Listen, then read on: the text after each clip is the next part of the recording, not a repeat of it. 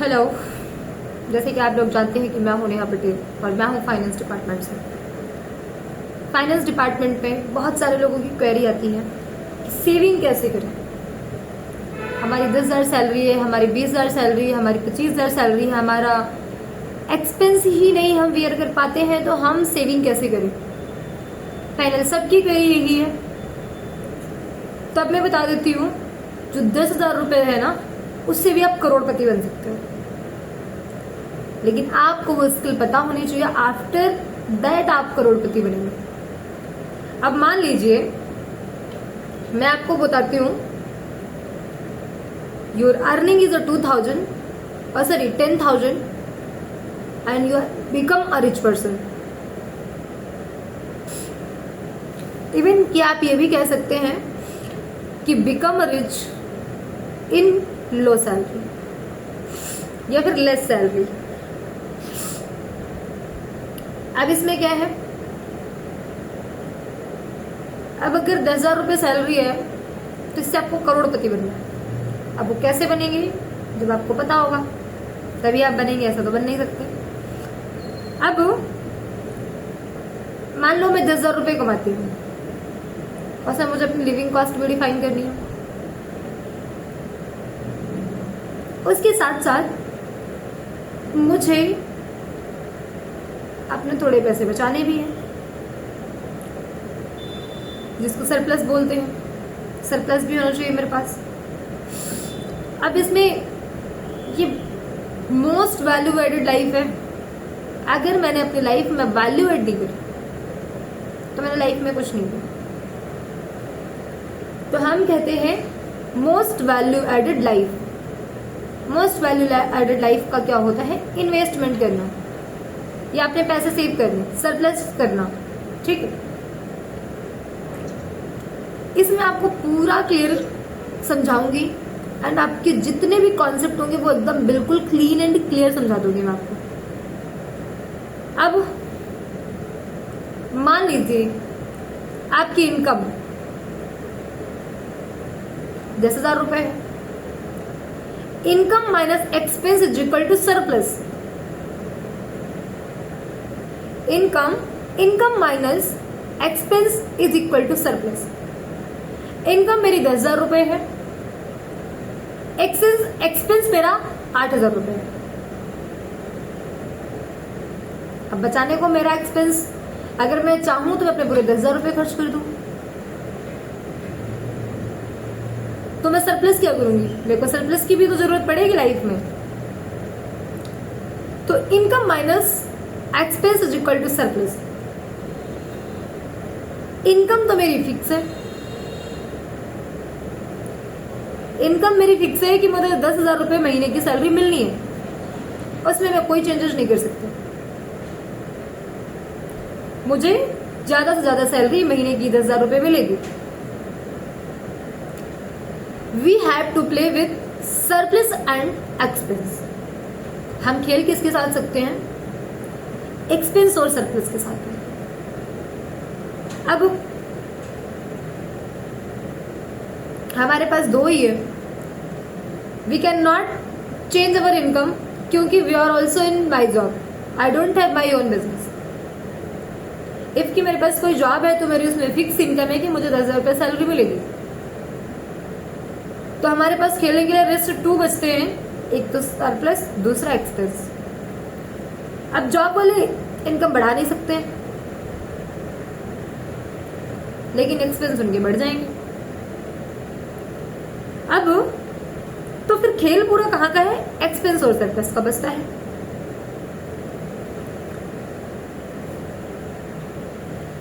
तो फिर खेल एक्सपेंस का है, ये अगर माइनस होगा तो सरप्लस बढ़ जाएगा।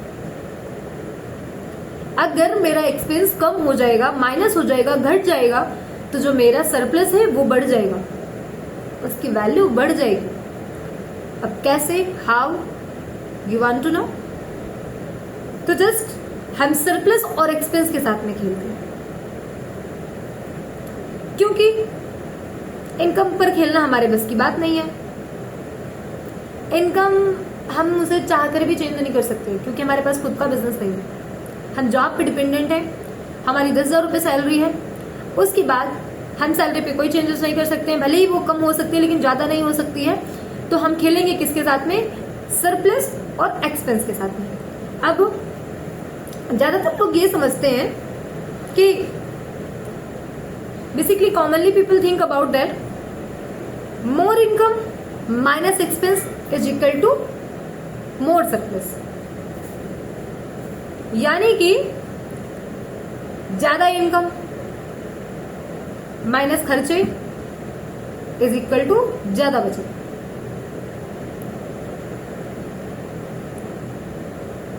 मोर income minus expense is equal to more surplus. ये फॉर्मूला समझ आया होगा।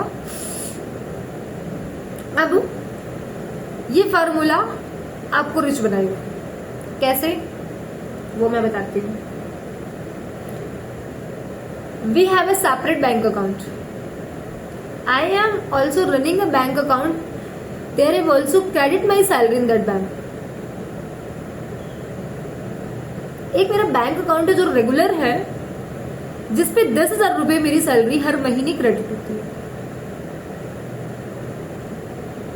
अब उस 10,000 रुपये में 4,000 का मेरा रूम रेंट है, 2,000 मेरा खर्चा है, सॉरी हाँ 6,000 रुपये मेरा खर्चा है। तो income minus expense is equal to surplus. तो इनकम मेरी 10,000 थी, सरप्लस मेरा सॉरी एक्सपेंस मेरा 10,000 रुपये हो गया, क्योंकि 4,000 का रूम, 6,000 मेरे खुद की खर्चे, तो 10,000 रुपये हो गया। अब सरप्लस क्या होगा? सरप्लस हो गया 0, बचा तो कुछ भी नहीं। पूरे महीने में जो मैंने कमाया वो सारा खत्म कर दिया। अब have a separate account, bank account. Account must be read only, account must be read only. इसका मतलब क्या है कि आपके पास एक तो अकाउंट है जिसपे आपका सैलरी क्रेडिट होती है। अब आपको एक सेपरेट अकाउंट भी ओपन करना है। अब जब सेपरेट अकाउंट ओपन करेंगे, उसमें बेसिकली क्या है, उसका आपको ना चेकबुक, ना उसका पासबुक, ना ही है उसका डेबिट कार्ड, कुछ नहीं है। उसमें केवल पैसा क्रेडिट कर रहा है, ना कि उससे डेबिट कर रहा है, क्योंकि हमें पैसे बचाने हैं, हमें सरप्लस करना है। If we need surplus that time कि अगर हम पैसे खर्च करने लग जाएंगे, निकालने लग जाएंगे, तो हमारा उस अकाउंट से कोई लेना देना नहीं है, फिर वो हमारा रेगुलर अकाउंट हो जाएगा। तो if I don't have ATM card, if I don't have chequebook, if I don't have passbook, I can not withdrawal my money. तो वहां से कुछ नहीं लेना। वो अकाउंट सिर्फ इसलिए ओपन करना है कि मैं उसमें सरप्लस करना, ओनली फॉर सरप्लस। अब जो मैंने सेकंड अकाउंट लिया है, जिसपे मैं हर महीने, मेरी सैलरी कितनी है? 10,000 रुपये। 10,000 रुपये में 4,000 रुपये का मेरा रूम रेंट, 6,000 रुपये मेरे खुद के खर्चे, तो उसमें बचेगा नहीं कुछ। तो मेरी सैलरी आती है 31st को। My salary is credit in my account 31st every month. Per month मेरी सैलरी 31st को क्रेडिट हो जाती है मेरे अकाउंट में। तो जैसे ही मेरी सैलरी क्रेडिट होती है, उसी दिन मैं क्या करूंगी कि अपने रेगुलर अकाउंट से जो मैंने एक नया एडिशनल अकाउंट क्रिएट किया है या ओपन किया है बैंक अकाउंट, उस अकाउंट में 10,000 सैलरी में मैं 2,000 रुपये उसमें ट्रांसफर कर देती हूँ। अब मैंने वो 2,000 रुपये वहां पे सेपरेट बैंक अकाउंट में ट्रांसफर कर दिया, only for investment. That is investment, आप इन्वेस्टमेंट कह सकते हैं। आप पैसे बचाते हैं, उसमें आपको ब्याज मिलता है। अब वो सेविंग अकाउंट है, उसमें आप क्या करोगे? एक ऑटो डेबिट लगा दोगे, SIP कर दिया, RD कर दी, FD कर दी, या कोई इन्वेस्टमेंट प्लान ले लिया, या हमने प्रॉपर्टी खरीद ली, हमने कुछ भी ऐसा कर दिया जिससे हमारा पैसा सेव हो रहा है, यानी कि हमारा पैसा फालतू में खत्म नहीं हो रहा, खर्च नहीं हो रहा। तो अब इसमें एक कहानी बताती हूँ आपको। ऐसे समझने में आप थोड़ा सा हौच पौच हो जाएंगे, थोड़ा गुलमुल हो जाएगी। मेरी 2 सहेलियां हैं। एक सहेली मेरी पूजा है, दूसरी सहेली मेरी रीता है। एक सहेली मेरी या एक फ्रेंड मेरी पूजा है, दूसरी फ्रेंड मेरी रीता है। अब पूजा की स्टोरी बताती हूँ। पूजा क्या करती है कि पूजा की 10,000 रुपये सैलरी है पर मंथ। अब पूजा ही नहीं करती, ये पूजा की ही बात नहीं है, ये 99% जनता, ये फिर 99% पॉपुलेशन यही करती है।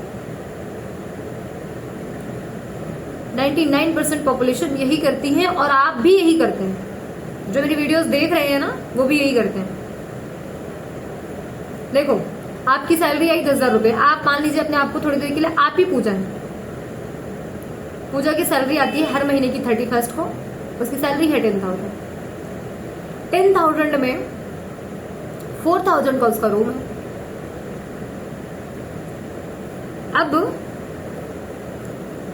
ये पहले साल की बात कर रही हूँ जब उसने 17-18 साल की उम्र में पहली नौकरी शुरू की।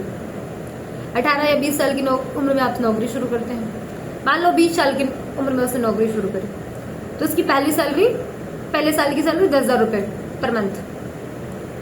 अब 10,000 रुपये में वो रूम रेंट देती है 4,000 रुपये। उसके बाद में वो अपना सर्वाइवल एक्सपेंस भी प्रोवाइड कर, जो सर्वाइवल एक्सपेंस है उसका, वो 6,000 रुपये। अभी उसका रूम रेंट 4,000, सर्वाइवल एक्सपेंस 6,000 रुपये। तो क्या जो आपका सरप्लस हुआ वो कितना बचा? 0, क्योंकि आपकी सैलरी ही 10,000 रुपये क्रेडिट हो रही है, तो जो सरप्लस है वो तो 0 हो जाएगा, क्योंकि 6,000 रुपये आपका खुद का एक्सपेंस हो गया, 4,000 रुपये आपका रेंट हो गया। अब बात करेंगे दूसरे साल की। अब पूजा उस कंपनी में वर्किंग है, अब दूसरे साल सैलरी पूजा की 15,000 हो जाती है। After 1 year Puja salary is 15,000 per month. अब पूजा सोचती है रूम रेंट मेरा 4,000 रुपये है, सर्वाइवल एक्सपेंस मेरा 6,000 रुपये है, तो 6-4 कितना हो गया? 10 हो गया। अब पूजा करती क्या है? पूजा सोचती है मैं ऑफिस रोज ऑटो से जाती हूँ, अब मेरी सैलरी 15,000 रुपये हो गई है, I can purchase a scooty. अब पूजा सोचती है कि मैं स्कूटी परचेज कर लेती हूँ, जिसकी किस्त पर मंथ 5,000 रुपये। अब ये मत सोचना कि 5,000 रुपये की कौन सी स्कूटी मिलती है, मैंने आपको एग्जाम्पल दिया, ठीक है। अब पूजा ने सोचा कि मैं 5,000 रुपये की स्कूटी खरीद लेती हूँ, हर महीने 5,000 रुपये की किस्त भरती रहूंगी, ठीक है। अब वो ऐसा ही करती है। पहले साल उसकी सैलरी 10,000 थी, तब भी उसके पास सरप्लस 0 था। नेक्स्ट ईयर उसकी सैलरी 15,000, अब भी उसका सरप्लस 0 है। अब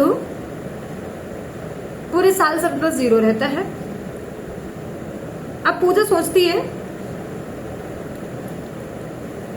कि पिछले साल 5,000 रुपये सैलरी बढ़ी थी, तो अब इससे ज्यादा सैलरी बढ़ नहीं सकती, तो अब मैं ऐसा करती हूँ कि मैं कंपनी स्विच कर लेती हूँ। तो जब मैं कंपनी स्विच करूंगी तो मुझे पैकेज ही मिलेगा। तो अब पूजा क्या करती है कि अपनी कंपनी स्विच करने के लिए सोचती है, लेकिन अब क्या है, पूजा ने स्कूटी ले लिया है। तो पूजा की मम्मी और पूजा के पापा, जो पूजा की फैमिली है, उनके फादर और मदर कहते हैं हमारी बेटी तो बहुत सक्सेसफुल है, और देखो वो कह रही है, मतलब उसने स्कूटी ले लिया है, जबकि ऐसा नहीं होता है। जबकि ऐसा होता है, पूजा कहती है देखो 4,000 रुपये मेरा रूम रेंट था, 6,000 रुपये मेरे खुद के एक्सपेंस हो गए, तो पापा या मम्मी आप ऐसा करो, मुझे स्कूटी लेनी है तो डाउन पेमेंट आप दे दो, उसके बाद जो बची हुई रिमेनिंग अमाउंट होगा वो 5-5 हज़ार रुपये करके 1 साल की किस्त में पूरा पैसा चुका दूंगी। उसमें क्या होता है, सरप्लस फिर 0 हो जाता है। अब सरप्लस 0 हो जाता है तो जब वो स्कूटी ले लेती है, अब जब स्कूटी ले लेती है तो उनकी मम्मी और उनके पापा पूरे मोहल्ले में ढिंडोरा पीटते हैं कि हमारी बेटी ने स्कूटी ले लिया, हमारी बेटी कामयाब हो गई, हमारी बेटी ऐसी है, हमारी बेटी वैसी है। अब पूजा के ऊपर बर्डन बढ़ता है शादी का, क्योंकि अब उम्र हो रही है। अब पूजा की शादी के लिए रिश्ते आते हैं। अब शादी के लिए गांव से बाबूजी और माँ जी फोन उनकी कर रही हैं कि बेटा अब आप शादी कर लीजिए। तो पूजा कहती है अभी नहीं, 6 महीने 1 साल बाद। अब पूजा सोचती है यार 15,000 सैलरी, मेरा खुद का गुजारा तो हो नहीं रहा, तो अगर मैं नौकरी करूंगी मेरा कुछ नहीं बचेगा, तो मेरे से कोई पूछेगा तो मैं क्या जवाब दूंगी। वो ये सोचती है और कंपनी स्विच कर लेती है। अब जब पूजा ने कंपनी स्विच कर ली तो पूजा की सैलरी क्या होती है 25,000। पूजा की सैलरी पर मंथ 25,000 दूसरी कंपनी में उसे मिलती है। अब पूजा क्या करती है, पूजा ने अपना जॉब चेंज किया, सैलरी चेंज हो गई, 25,000 हो गई। अब उसने 3rd ईयर क्या किया, उसकी फ्लैट का रेंट, उसने फ्लैट ले लिया। पहले उसने वो रूम लिया था, उसने 4,000 का था, फिर उसने फ्लैट ले लिया जिस फ्लैट का रेंट 10,000 है, 10,000 रुपए है पर मंथ। उसके साथ साथ उसका सर्वाइवल एक्सपेंस भी बढ़ जाता है 10,000 रुपए, क्योंकि अब जो जहां पे वो बैठती है वो रिच क्वालिटी के लोग बैठते हैं वहां पे। तो उसे लगता है अगर मेरे आसपास से के लोग रिच दिखेंगे और मैं नहीं दिखूंगी तो लोग मेरा मजाक उड़ाएंगे, ऐसा होगा वैसा होगा, बहुत सारी चीजें होती हैं। अब वो क्या करती है, 10,000 रुपए अपना फ्लैट का देती है, 10,000 रुपए उसका सर्वाइवल चार्ज हो जाता है। उसके साथ में उसकी स्कूटी की 5,000 रुपए की किस्त पर मंथ जा ही रही थी। आज जब स्कूटी की किस्त पर मंथ 5,000 रुपए जा रही है तो उसके पास जो सर्वाइवल कॉस्ट होगी, सॉरी, जो उसका फिर सरप्लस होगा, फिर उसका सरप्लस 0 हो जाता है। अब सरप्लस जब 0 हो जाता है, नेक्स्ट ईयर पूजा की मदर एंड फादर उस पर प्रेशर बनाते हैं शादी के लिए, क्योंकि उस पर बर्डन बढ़ता जाता है। अब पूजा क्या करती है, शादी कर लेती है ना। तो शादी कर लिया उसने, उसके बाद 10,000 रुपये उसका फ्लैट का रेंट, 10,000 रुपये उसका सर्वाइवल कॉस्ट, उसके बाद 5,000 रुपये उसकी स्कूटी का EMI जाता है पर मंथ। उसके बाद में अब पूजा 1 साल के बाद में एक बच्चा होता है। अब बच्चा होने के लिए पूजा का डिलीवरी एक्सपेंस आता है। अब जो डिलीवरी एक्सपेंस आता है तो पूजा क्या करती है, पूजा के पास होता है बैंक पूजा को देती है क्रेडिट कार्ड, क्योंकि इसकी सैलरी 25,000 पर मंथ है। अब जब 25,000 पर मंथ सैलरी है तो डिलीवरी कॉस्ट दिल्ली जैसे शहर में नॉर्मल तो होती नहीं है। दिल्ली जैसे शहर में जो डिलीवरी कॉस्ट आती है वो 1 से 1.5 लाख रुपए का एक्सपेंस आता है, डिलीवरी की कॉस्ट है। अब उसके बाद में आगे चलते हैं। अब उसने जो डिलीवरी कॉस्ट में अमाउंट इन्वेस्ट किया है उसमें से क्या करती है कि उसने जो क्रेडिट कार्ड से अमाउंट लिया था, क्रेडिट कार्ड के अमाउंट की EMI कन्वर्ट करवा देती है। अब बर्डन और बढ़ जाता है। अब इनकम सेम है बट खर्चे बढ़ गए। खर्चे कैसे, डिलीवरी कॉस्ट बढ़ी, डिलीवरी में उसने क्रेडिट कार्ड से पेमेंट करी, क्रेडिट कार्ड की EMI बना दी, ठीक है। अब फिर उसने सोचा, अब हो जाता है 5वां साल। 5वें साल उसकी salary 35,000 in hand per month आती है। अब उसने सोचा रूम रेंट तो 10,000 दे ही रही थी, प्लस उसका सर्वाइवल कॉस्ट 10,000 रुपये था। उसने अपनी स्कूटी की EMI बनाई थी, वो 5,000 रुपये पर मंथ जा रही थी। उसके बाद में उसका बच्चा हो जाता है, उसके भी कुछ खर्चे होते हैं, उसके लिए भी अदर एक्सपेंसेस होते हैं। बच्चे के लिए उसने 5,000 और इन्वेस्ट कर दिया, तो 10,000 रुपये का रूम रेंट, 10,000 रुपये उसका सर्वाइवल कॉस्ट, 20,000 रुपये, 5,000 रुपये उसकी स्कूटी की कॉस्टिंग, तो 10, 10, 20, 5, 25। उसके बाद में बच्चा जो होता है उसका जो एक्स्ट्रा खर्चा होता है उसमें 5,000 रुपये होता है, तो 30,000 हो गया। अब सर्वाइवल कॉस्ट कितनी है? 0। अभी भी सर्वाइवल कॉस्ट 0 है, क्योंकि उसके साथ में उसे क्रेडिट कार्ड का बिल भी पे करना है 5,000 रुपये हर महीने। तो फिर सर्वाइवल कॉस्ट सरफेस चार्ज, या फिर आप ये कह सकते हैं कि सरप्लस चार्ज 0 रहता है उसका, बचत अमाउंट फिर भी 0। अब उसके बाद में 1 साल और हो जाता है। अब जब 1 साल हो जाता है, 1 साल और बीत जाता है, तो पूजा क्या करती है? पूजा की स्कूटी की EMI क्लोज हो जाती है।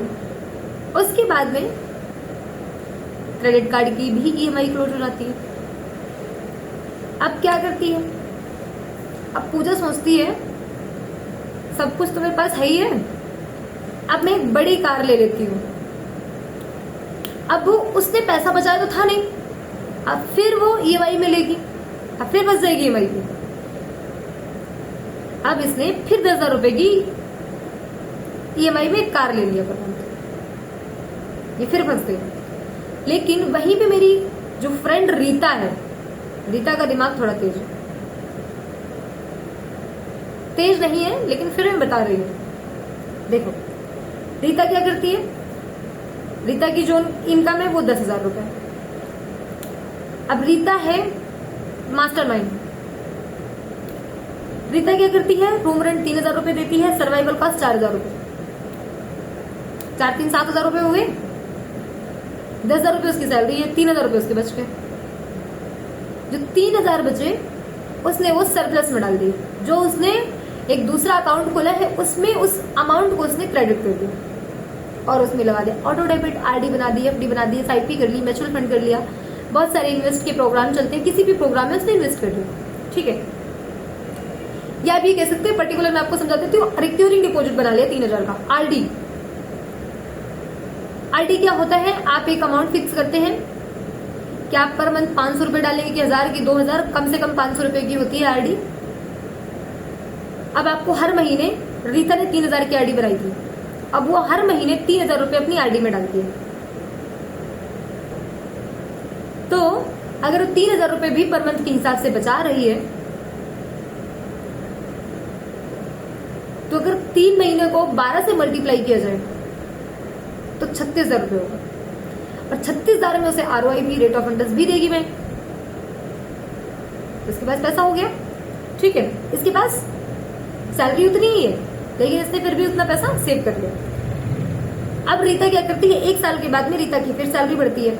उसी टाइम की बात है, दोनों की सेम टाइम की, ठीक है।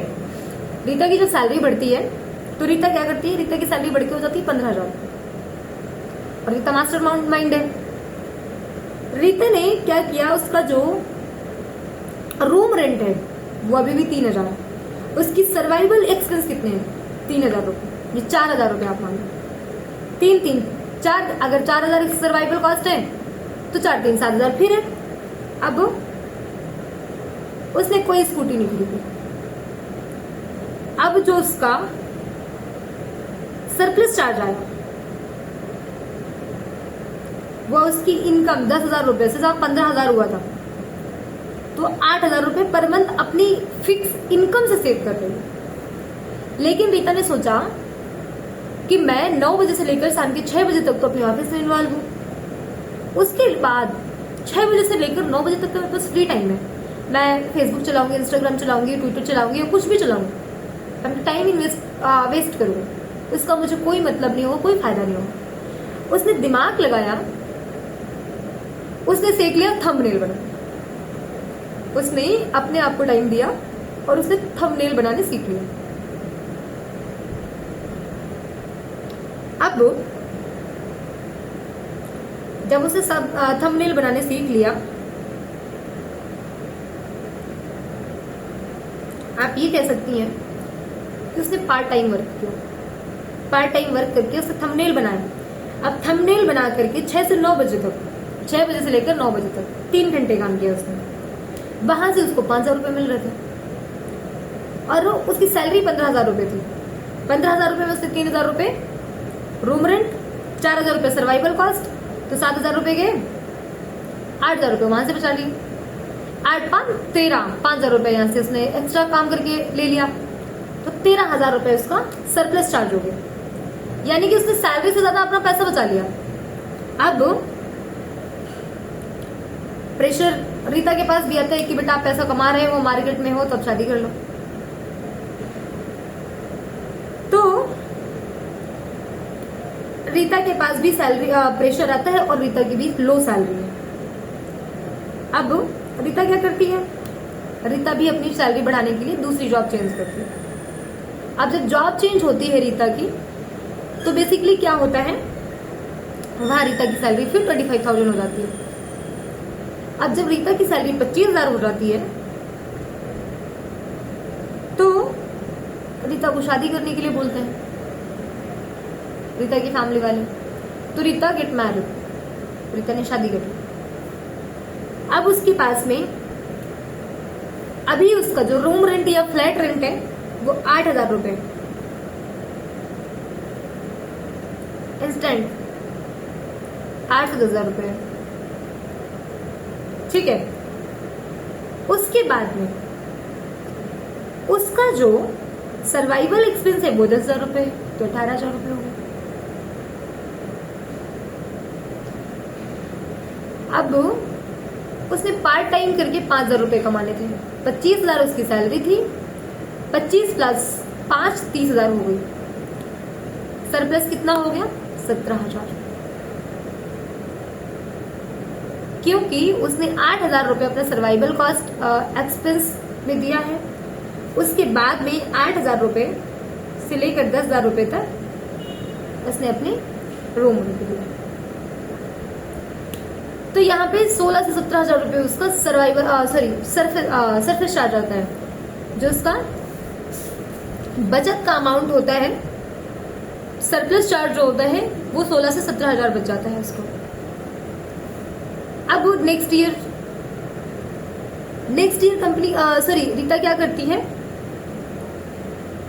अब रीता को भी तो बेबी चाहिए, रीता को भी डिलीवरी होगी 1 साल के बाद में। अब डिलीवरी का टाइम आ जाता है।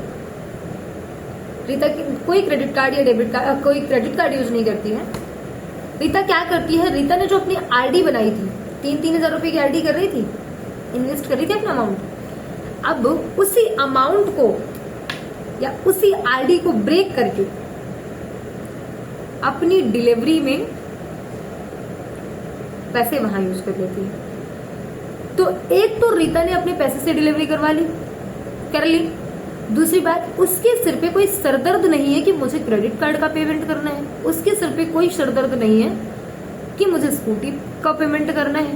कोई सरदर्द नहीं है, बिल्कुल चिल लाइफ है उसकी। अब थोड़ा और आगे चलते हैं। नो एक्स्ट्रा बर्डन, उसके पास कोई एक्स्ट्रा बर्डन नहीं था। अब आगे चलेंगे तो अब क्या करती है? अब रीता की सैलरी चेंज हो जाती है। अब रीता की सैलरी 35,000 हो जाती है पर मंथ। अब जो फ्लैट रेंट है वो 8,000 रुपए, सर्वाइवल एक्सपेंस 8,000 रुपए, तो 16,000 रुपए हो गया।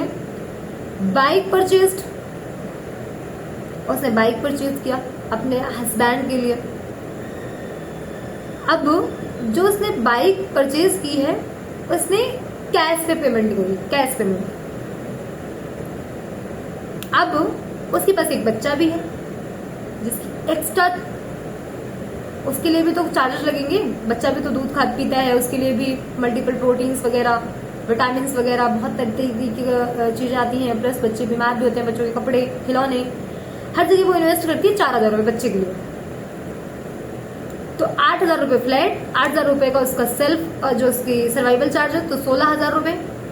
उसके बाद में 4,000 रुपये उसका बच्चे के लिए, तो 20,000 रुपये उसकी कास्ट हो गई। उसके बाद में वो पार्ट टाइम काम करती है, उसके पास पार्ट टाइम इनकम है 10,000 रुपये की। अब जो उसका सरप्लस चार्ज होता है वो 25,000 सेव हो रहा है, उसका इन्वेस्ट कर रही है, SIP, RD, FD, gold, home loan या फिर प्रॉपर्टी, कहीं भी वो इन्वेस्टमेंट कर रही है, लेकिन 25,000 अभी वो इन्वेस्ट कर रही है।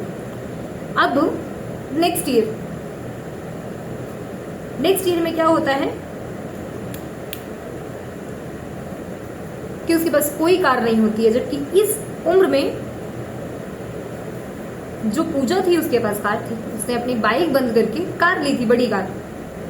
तो जो रीता होती है वो अपने हस्बैंड के लिए बाइक परचेज करती है, उसके पास कोई बड़ी कार नहीं होती है, उसके पास एक बाइक होती है विद लाइबिलिटी, उसके पास एक लाइबिलिटी में एक बाइक होती है। उसके बाद में वो पार्ट टाइम काम इतना अच्छा सीख चुकी थी कि उसने खुद का बिजनेस स्टार्ट किया। उसने 2 पर्सन रखे, 2 लोग रखे अपने पास काम करने के लिए, 2 लोग हायर कर लिए उसने। देखो, आप अकेले काम करोगे, आपके पास 24 घंटे हैं, आपके पास क्या, सभी के पास 24 घंटे, किसी के पास 24 घंटे 1 मिनट नहीं है, हम सब के पास 24 घंटे हैं। अब उन 24 घंटों में मुझे सेव कैसे करना है टाइम, मुझे लोगों को टाइम कैसे खरीदना है, और मुझे लोगों का टाइम, अपना टाइम किस तरीके से मुझे टाइम मैनेजमेंट करना है, मैं बेसिकली वो बताना चाहती हूँ। मैंने मान लो 2 वर्कर हायर किए 3 घंटे के लिए, तो मेरा जो टाइम हुआ वो तो डबल हो गया, 6 घंटे का हो गया, और मैंने भी काम किया उनके साथ, तो मेरा टाइम 9 घंटे का हो गया। समझ आ रही बात? आप किसी का टाइम ले रहे हो, यानी कि आप एक टाइम परचेज कर रहे हो। किसी दूसरे का टाइम लेना इज अनलिमिटेड। आपके पास, आप जितनी हायरिंग करोगे उतना अनलिमिटेड होता जाएगा आपके पास टाइम। अब टाइम उनके पास अनलिमिटेड हो गया, अनलिमिटेड नहीं है, 25-24 घंटे से लेकर के उसके पास 30 घंटे हो गए, आप ये मान सकते हैं। अब 2 वर्कर हायर करती हैं, लेकिन कभी भी जिंदगी में ये मत करना कि मान लो आपने बिजनेस स्टार्ट किया, उसमें आपका 500 रुपये जा रहा है किसी वर्कर के लिए, तो आपने क्या किया, उसका 500 रुपये में आपने टाइम खरीदा है, आपको उसने 500 रुपये में टाइम अपना बेचा है। और आप किसी का टाइम खरीद करके, यानी कि आपके पास तो अनलिमिटेड टाइम हो जाएगा, बहुत सारा पैसा आप कमा सकते हैं। और ये कभी नहीं कहना कि आप 500 रुपये वर्कर को नहीं दूंगा, क्योंकि 500 रुपये की जगह आप 10,000 रुपये कमा सकते हैं।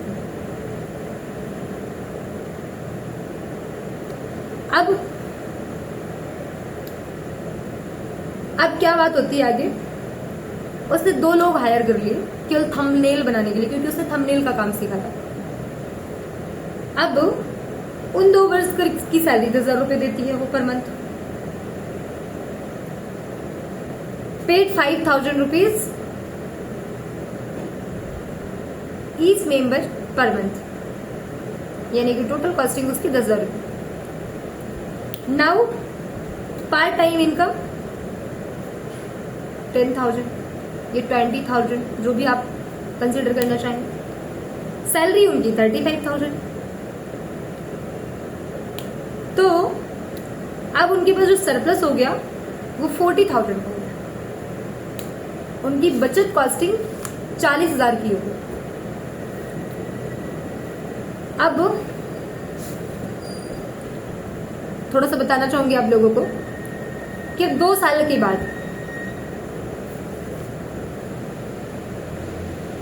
सभी लोग इग्नोर करते हैं,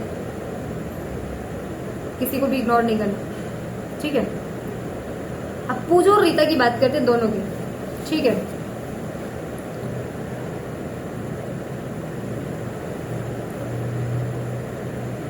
अब आता है इन्फ्लेशन, महंगाई बढ़ती है, इंगेज्ड इन्फ्लेशन। अब जब महंगाई बढ़ जाती है तो पूजा की इनकम हो जाती है 2 साल बाद के बाद 1.5 लाख रुपए, और रीता की इनकम रहती भी है उसकी भी 1.5 लाख रुपए। अब वो जो पूजा की इनकम 1.5 लाख रुपए हो जाती है तो पूजा सोचती है कमा रही हूँ, आराम से एंजॉय करूंगी, कमा तो रही हूँ ना, एंजॉय तो करूंगी। तो पूजा क्या करती है, फ्लैट परचेज करती है जिसकी EMI per month 50,000। Big car, बड़ी कार, जिसकी EMI पर मंथ 20,000। बच्चों का एजुकेशन का 10,000, फैमिली एक्सपेंस 60,000, इंश्योरेंस 10,000 रुपए का। No big investment, no big asset and no big emergency fund, nothing, उनके पास कुछ नहीं है। अब रीता क्या करती है यहीं पे, रीता की भी सैलरी 2 साल बाद 1.5 लाख रुपए हो जाती है। अदर सोर्स में वो 1.5 लाख रुपए इन्वेस्ट करती है। Purchase flat, no, flat purchase नहीं करती। अब उनके पास में एक स्मॉल बिजनेस है जो कि फुल पेमेंट आता है, आप भी कह सकते हैं small commercial with full payment, 5K rupees. अब अगर किड्स का खर्चे की बात करूं तो जो किड्स की एजुकेशन का खर्चा आता है वो 5,000 रुपए, फैमिली एक्सपेंस 30,000 रुपए और इंश्योरेंस 20K रुपीज का, जबकि इनके पास इंश्योरेंस कितने का था, 10,000 का। अब रीता क्या करती है, रीता के पास में एक बिग इन्वेस्टमेंट होती है तो नो लाइबिलिटी। अब बिग इन्वेस्टमेंट म्यूचुअल फंड में वो 1 करोड़ इन्वेस्टमेंट कर रही होती है। इसके बाद में इमरजेंसी फंड में उसकी प्रॉपर्टी होती है जो कि 2 करोड़ की है, ह्यूज इमरजेंसी। उसके पास अभी भी अमाउंट है इमरजेंसी फंड के लिए।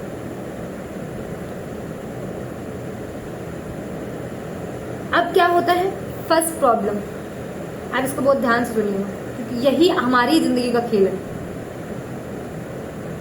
और सभी की पहली प्रॉब्लम क्या होती है,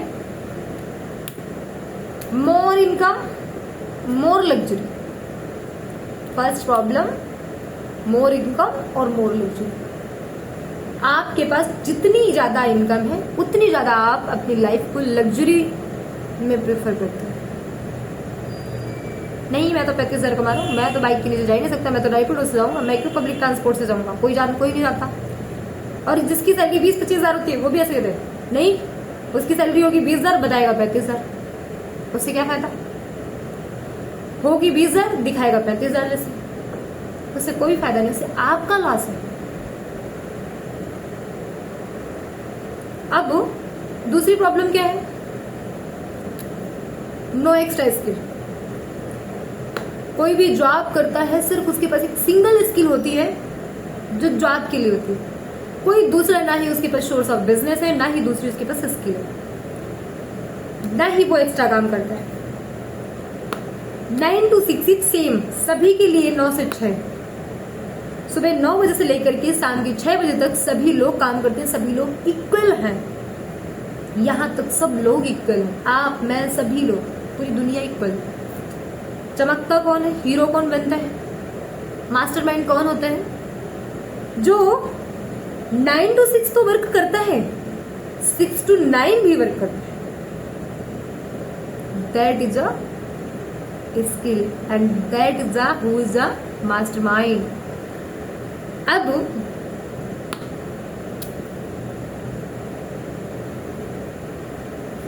विनर्स डिफरेंट होते हैं, विनर्स इसलिए डिफरेंट होते हैं, विनर्स अलग तरीके से काम करते हैं, उनका काम करने का तरीका अलग, उनका टाइम मैनेजमेंट अलग होता है। क्योंकि देखो, अगर 9 से 6 बजे काम करके अगर सब कोई विनर बन जाता, कोई विनर बन जाता तो सभी लोग विनर होते हैं, लेकिन ऐसा नहीं। कोई 9 बजे से लेकर के शाम के 6 बजे तक नहीं विनर बन सकता।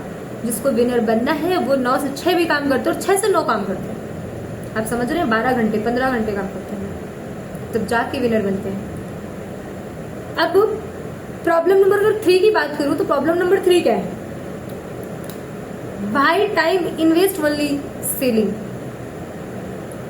By time invest only selling. हम दूसरे का टाइम खरीदेंगे और अपना टाइम बेचेंगे। नहीं, हम दूसरों का टाइम खरीदेंगे, उस टाइम को बेचेंगे। अपना टाइम फिर भी नहीं बेचेंगे, उसी टाइम को बेचेंगे। We have only 24 hours to sell but unlimited hours to buy. हमारे पास 24 घंटे ही है बेचने के लिए। हम सिर्फ 24 घंटे में ही प्रोडक्ट बेच सकते हैं, अपना टाइम बेच सकते हैं, लेकिन हम खरीद अनलिमिटेड सकते हैं। We have only 24 hours sell but unlimited hours to buy. Problem number 4 की बात करती हूँ। प्रॉब्लम नंबर 4 क्या है? प्रॉब्लम नंबर 4 है सोसाइटी इन्फ्लुएंस। जो सोसाइटी में इन्फ्लुएंस होता है, लोग कमाता 100 है, बताता 150, कमाएगा 20,000, बताएगा 40,000। यही हकीकत है। आप लोग भी यही करते होंगे। अगर आप यही करते हैं तो कमेंट में बिल्कुल यस लिख देना, ठीक है। अब ऐसे दिखाते हैं जैसे सलमान खान, शाहरुख खान, जिनके पास पैसे की कमी ही नहीं, जो अपना टाइम बेचते हैं, 24 घंटे बेचते हैं और अनलिमिटेड टाइम खरीदते हैं। उनसे अपने आप को कंपेयर करेंगे 30,000 और 20,000 कमा के।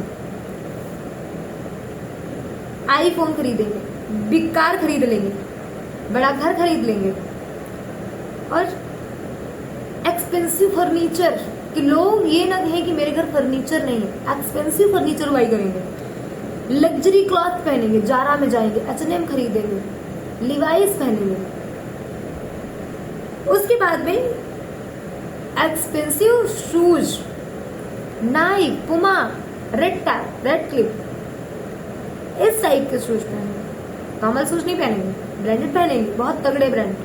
10,000 का जूता खरीदेंगे, उसके बाद तुरंत इंस्टाग्राम की पोस्ट या स्टोरी में डालेंगे, मैंने खरीदा है 10,000 का जूता, मैंने खरीदा है 20,000 का जूता, मैंने ये खरीदा है, जिससे कि लोग उनको रईस समझे, रिच समझे।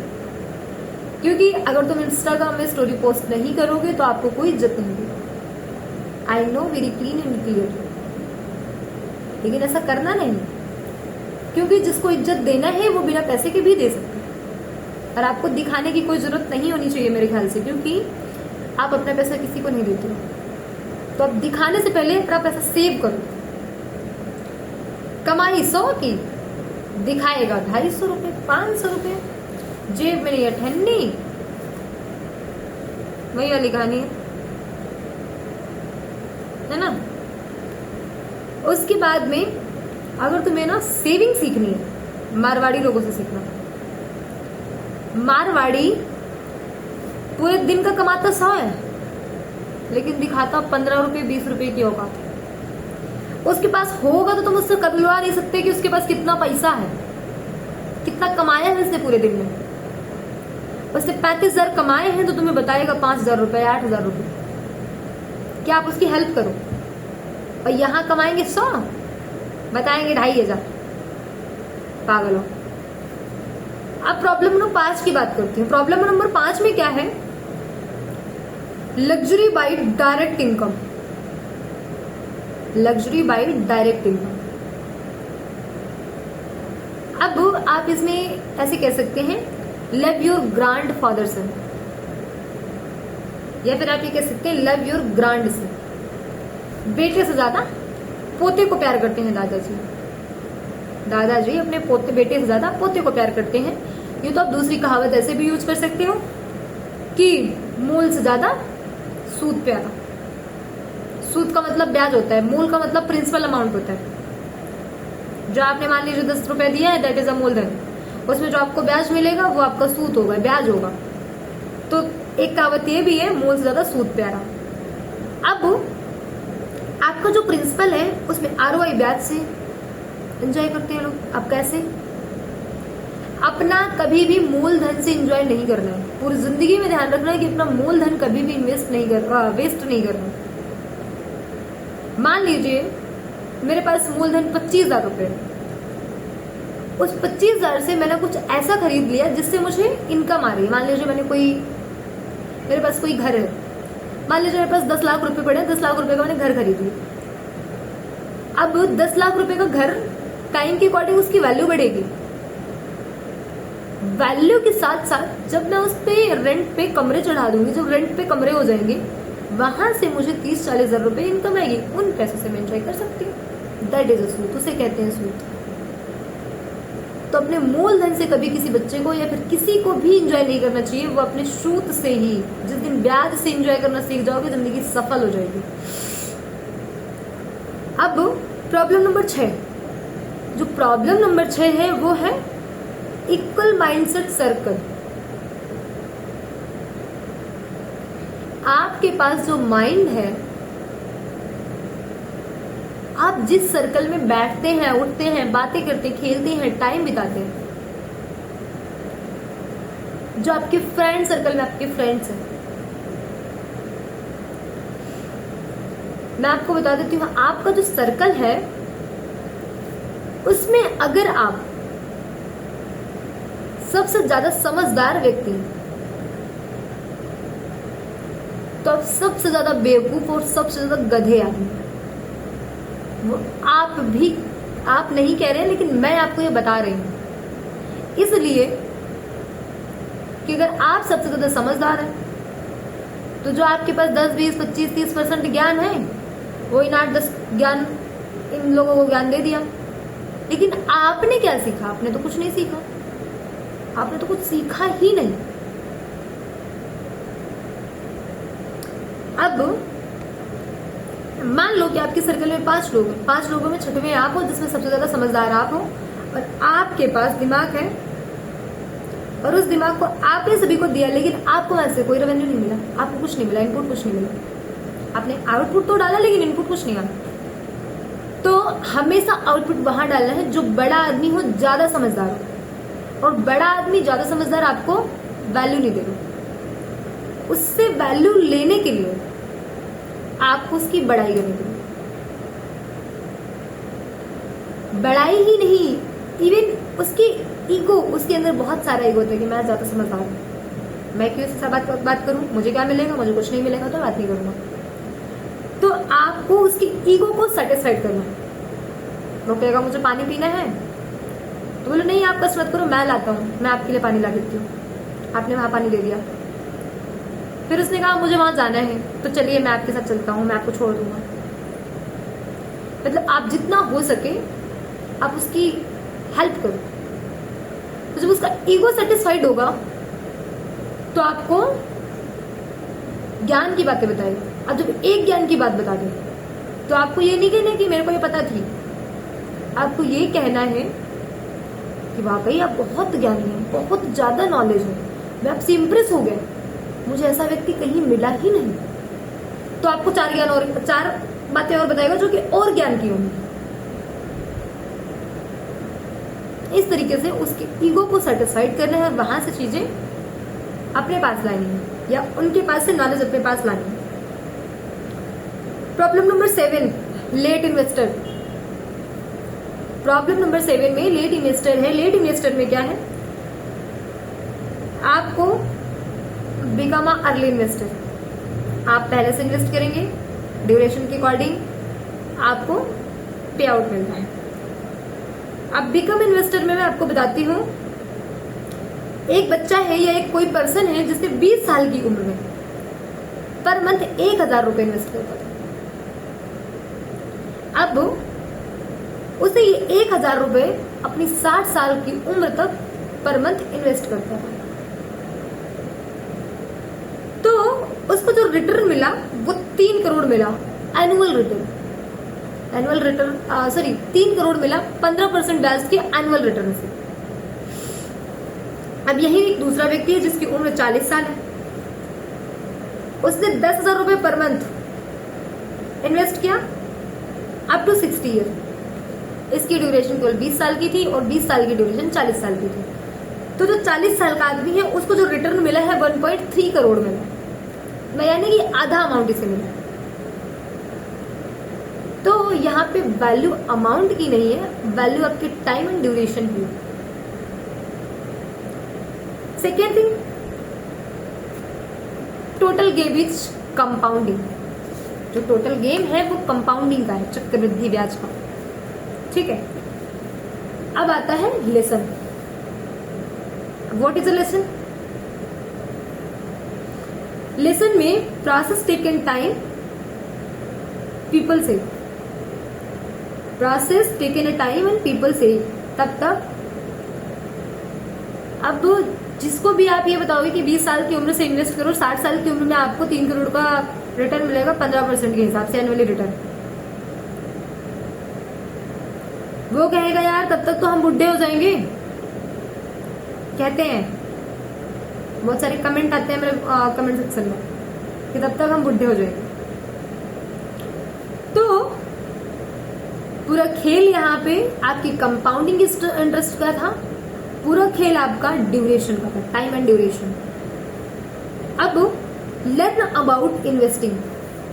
अब आपको थोड़ा सा इन्वेस्टिंग के बारे में नॉलेज लेनी पड़ेगी कि आप कहाँ कहाँ इन्वेस्ट कर सकते हैं। आरडी बना सकते हैं, एफडी कर सकते हैं, एसआईपी कर सकते हैं, स्टॉक्स में पैसा लगा सकते हैं, उसके साथ साथ आप लाइफ इंश्योरेंस बाई कर सकते हैं, अपनी प्रॉपर्टी खरीद सकते हैं, गोल्ड में इन्वेस्ट कर सकते हैं। बहुत सारा इन्वेस्ट के लिए बहुत सारे प्रोसेस आप कहीं भी इन्वेस्ट कर सकते हैं। पीपीएफ में डाल सकते हैं, बॉन्ड में डाल सकते हैं। इन सब के बारे में आपको प्रॉपर इन्फॉर्मेशन होनी चाहिए। ठीक है, अब understand the same power of compounding.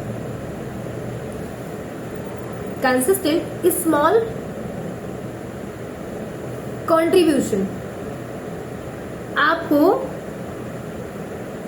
समझना पड़ेगा कंपाउंडिंग के बारे में। जब आप कंपाउंडिंग के बारे में समझ जाएंगे तो आप इन्वेस्ट करेंगे। उसके बाद में कंसिस्टेंट स्मॉल कंट्रीब्यूशन क्रिएट बिगर रिजल्ट। आपका छोटा छोटा जो अमाउंट होता है वो अगर आप रेगुलर या फिर आप हर महीने इन्वेस्ट करेंगे तो एक टाइम पे वो आपको बड़ा रिजल्ट देगा। ठीक है, अब आप लोग भी इन्वेस्ट करना चाहते हैं, एटलीस्ट अगर आपको ठीक लगे ये वीडियो, आपको लगता है कि मेरे बेनिफिट के लिए है ये वीडियो, तो एटलीस्ट आप लोग अपनी 500, 1000, 2000 रुपए की एसआईपी जरूर खोल लें, एसआईपी में इन्वेस्ट करें। एसआईपी कर लें, मैंने बहुत सारे आपको एसआईपी करने के लिए एंजल बताया है, एंजल वन, ग्रो हो गया, सभी में, या फिर किसी भी आप पैसा लगा सकते हो, कहीं भी। इक्विटी फंड में, इक्विटी में भी डाल सकते हो पैसा, लेकिन आप पैसा एटलीस्ट सेव करो। आपके पास में जो है वो आपके पास में सरप्लस चार्ज होना चाहिए। अगर सरप्लस है तो कोई इश्यू नहीं है सर्वाइव करने में। अगर सरप्लस नहीं है तो वेरी क्रिटिकल सिचुएशन, क्योंकि day by day inflation will be increased. Day by day के हिसाब से इन्फ्लेशन बढ़ता जा रहा है, कम नहीं हो रहा है। और जैसे कि जानते हैं कि मैं कभी वीडियो लाइक, सब्सक्राइब और शेयर के लिए नहीं कहती हूँ, बस आप लोग वीडियो देखिए। अगर आपका बेनिफिट है तो आप जरूर देखिए, अगर नहीं है तो कोई जरूरी नहीं है कि आप मेरी वीडियो में आए और अपना टाइम वेस्ट करें, ऐसा नहीं है। आप अपने टाइम को अपना टाइम समझ के उसको, लोगों का टाइम बाई करें, अपना टाइम 24 घंटे बेचिए, दिमाग आपका बढ़िया सा काम हो जाएगा, बढ़िया सफल आदमी बन